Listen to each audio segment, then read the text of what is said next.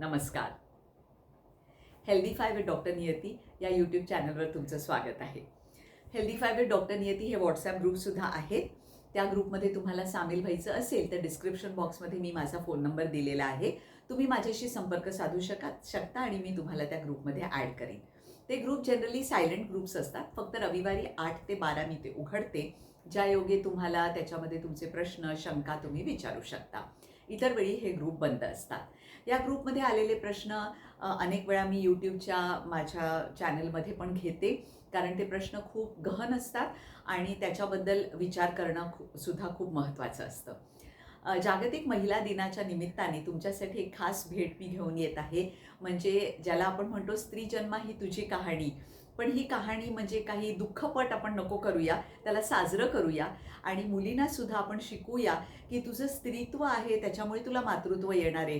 त्यामुळे त्याच्याबद्दल दुःखी होण्यासारखं काही नाही, उलट हे साजरं करण्यासारखं आहे.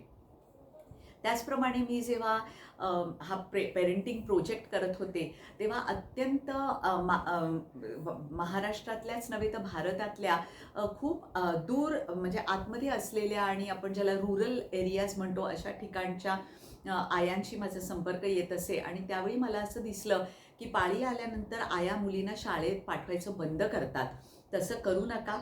मुलींनी खास करून गरुड झेप घ्यायचे. आज आपल्या मुलींनी क्रिकेट टीमनी सुद्धा पूर्ण जागतिक आपण वर्ल्ड कप जिंकलेला आहे, त्या एक आदर्श आहेत. तशीच आपली कल्पना चावला आहे, PV सिंधू बॅडमिंटन प्लेयर आहे, सायना नेहवाल आहे. तशा आपल्या ज्या मुली आहेत त्यांची जी चरित्र आहे ती मुलींना वाचून दाखवा. त्यांना हे पण सांगा की 12व्या वर्षापासून 55व्या वर्षापर्यंत तुलाच नाही, आईला, आजीला, पणजीला, खापरपणजीला, अगदी आपण बायका होतो तेव्हापासून आपल्याला ही पाळी येते. पाळीला घाबरण्यासारखं काहीही नाही, हे तुम्ही तिला सांगितलं तर तिच्या आयुष्यामध्ये एक वेगळी कलाटणी येण्याची शक्यता आहे.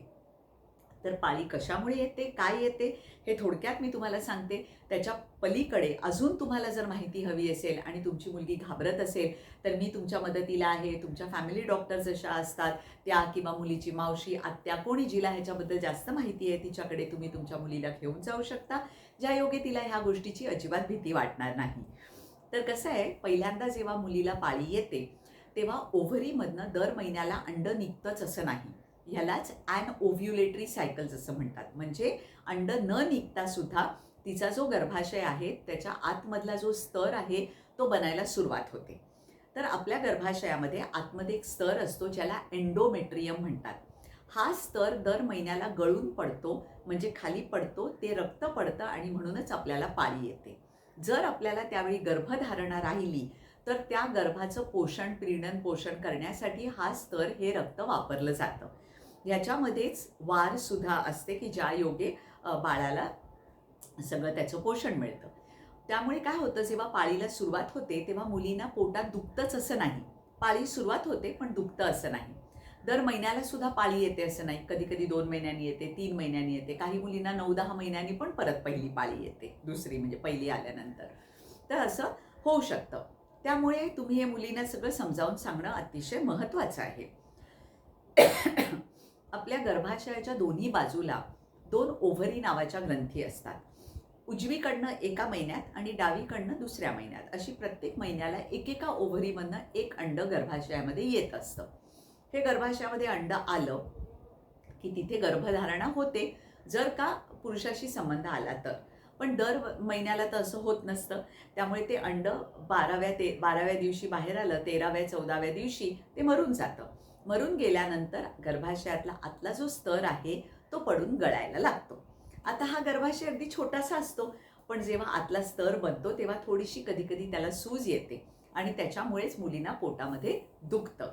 अशा वेळी त्यांना कुठलंही गोळी देण्याच्या ऐवजी पूर्ण महिनाभर त्यांच्याकडनं व्यायाम करून घेतलात तर त्यांचा जो ओटीपोटाची जी जागा आहे ती जास्त लवचिक होते. म्हणजे त्याची हालचाल छान होत असल्यामुळे त्यांना तिथे अजिबात वेदना होत नाही. पण जर का तिला वेदना होत असेल तर अशा गोळ्या मिळतात की ज्या त्यांचं स्पाझम कमी करतात. पण ती एकच गोळी द्यायची नसते, दर 8 तासांनी ती गोळी द्यायची असते. तर तुम्ही अवश्य तुमच्या डॉक्टरांकडे जा, त्यांचा सल्ला घ्या आणि त्या तुम्हाला अवश्य तशा गोळ्या लिहून देतील ज्या सेफ असतात आणि त्याचा काहीही मुलींना त्रास होत नाही.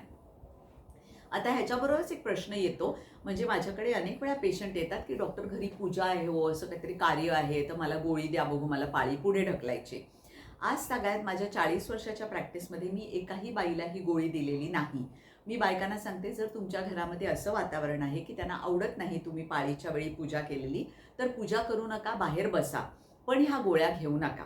कारण होतं असं, आपल्याला जेव्हा पाळी येते तेव्हा तुम्हालाच माहितीच आहे की इस्ट्रोजेन, प्रोजेस्ट्रॉन, FSH, LH हे 4 हॉर्मोन साधारण त्याच्यामध्ये काम करतात.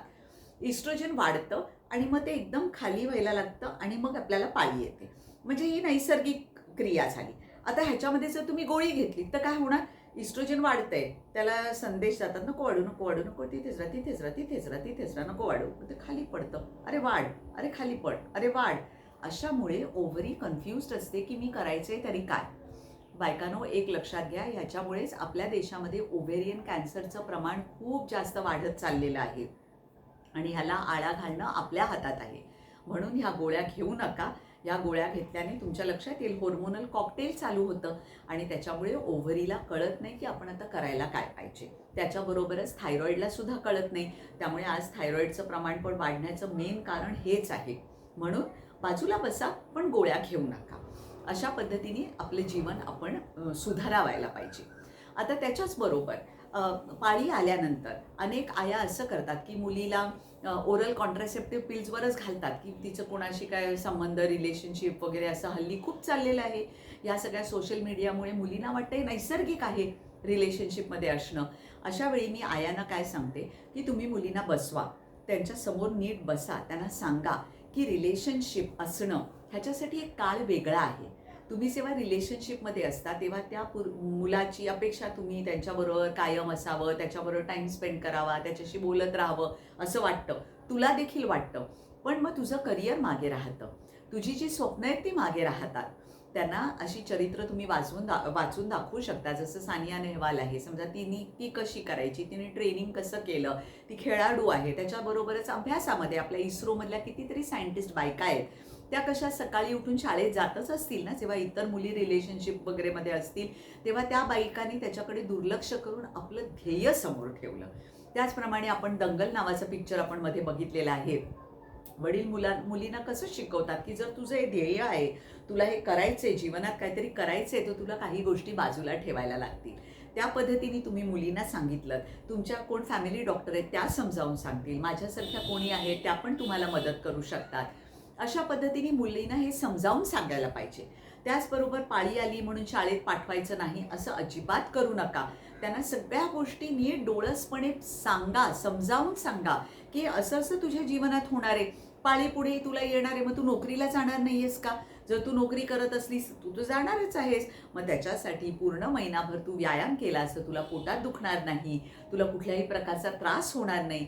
या सगळ्या गोष्टी प्रत्येक आईने आपल्या मुलीला सांगणं अतिशय महत्त्वाचं आहे. त्याचबरोबर तुमची मुलगी जी खूप बोलकी होती ती आता जर लाजरी होत चाललेली असेल तर तिला एखाद दिवशी तुमच्याबरोबर घेऊन जा. चांगल्याशा हॉटेलमध्ये CCD आहे, बारिस्ता आहे, अशा ठिकाणी तुम्ही बसू शकता. मैत्रिणीसारखं संबंध तुमच्या मुलीच्या जीवनात काय तिला प्रॉब्लेम्स आहेत, का ती अशी आता लाजरी झाली आहे, किंवा जर लाजरी होती तर आता एकदम चिडखोर, ॲग्रेसिव्ह काय तिच्या शरीर होत आहे, तिच्या मैत्रिणी कोण आहेत तिलाच विचारा आणि असं तिला कुठेतरी बाहेर घेऊन आपण आज मी टाईम दोघीजणी आपल्या माय लेकरी आपण आपला टाईम स्पेंड करूया. अशा पद्धतीने तुम्ही तुमच्या मुलींना सांगू शकता की जीवन म्हणजे हे आहे, तर ह्याला जीवन ऐसे नाव असं मी म्हणते. स्त्री जन्म ही तुझी कहाणी म्हणजे तुला फक्त उगाळून तेच दुःखच आहे. पाळी म्हणजे प्रचंड दुःख, पाळी म्हणजे पोटात दुखणं, पाळी म्हणजे आता शाळा संपली, पाळी म्हणजे आता अमुक तू गोष्टी करू शकणार नाही असं काहीही सांगू नका. त्याच्यापेक्षा ही एक साजरी करण्याची एक अवस्था आहे असं मुलींना सांगून त्यांना अशा प्रकारे तुम्ही वाढवू शकता. हा व्हिडिओ तुम्हाला कसा वाटला हे मला सांगायला विसरू नका. कमेंट बॉक्समध्ये कमेंट लिहा आणि माझ्या चॅनलला जसा तुम्ही सपोर्ट करताय तसाच सपोर्ट करत राहा. नमस्कार.